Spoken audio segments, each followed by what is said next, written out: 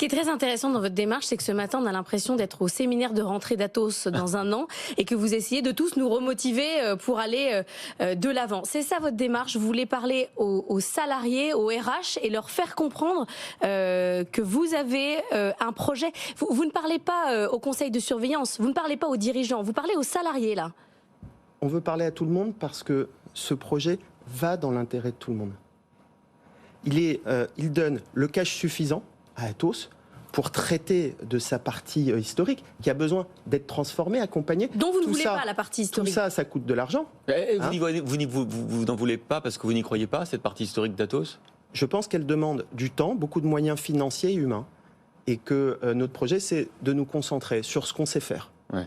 La transformation digitale des entreprises et numérique. Et là où on veut aller. OnePoint, c'est constitué sur l'idée que l'intelligence artificielle, la mobilité et le cloud allaient complètement nous bousculer. Et qu'il fallait marier des savoir-faire stratégiques, métiers, tech et data. Et là, on vient les augmenter de façon significative et on propose de réindustrialiser une grande partie des savoir-faire à côté des clients pour leur apporter plus de valeur dans les industries de la tech haut de gamme et de déployer ces savoir-faire sur le réseau international d'Atos. Je reviens quand même à ma question initiale sur la taille. 3000 salariés d'un côté contre 65 000 salariés de l'autre, c'est ce que vous voulez racheter.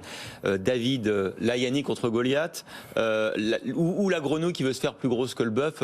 Qui est derrière vous pour mettre sur la table 4,2 milliards d'euros? Qui vous prête l'argent? Qui constitue le tour de table? Et est-ce qu'on n'a pas l'habitude en Europe de voir ce type d'opération, un petit qui rachète un très gros?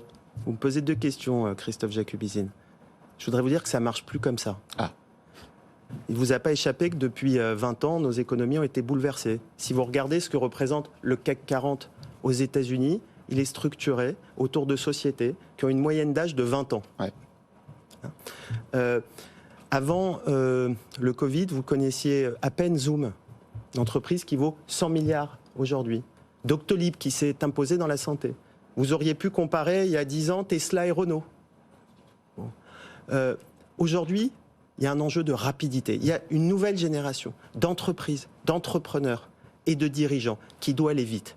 Par ailleurs, si on décompose le rapprochement avec Atos en éléments simples, ça nous permet d'un peu plus que doubler en France. OnePoint l'a déjà fait 2 fois dans son histoire sur les 20 dernières années. Et puis après, il s'agit d'aller déployer les savoir-faire stratégiques pour parler aux directions générales dans les différents pays et aller gagner des nouveaux contrats en apportant plus de valeur, en réindustrialisant une partie des savoir-faire à proximité des clients, en redorant les marges. Parce qu'il y a un problème de marge dans l'entreprise et notamment de bonne fabrication au bon endroit.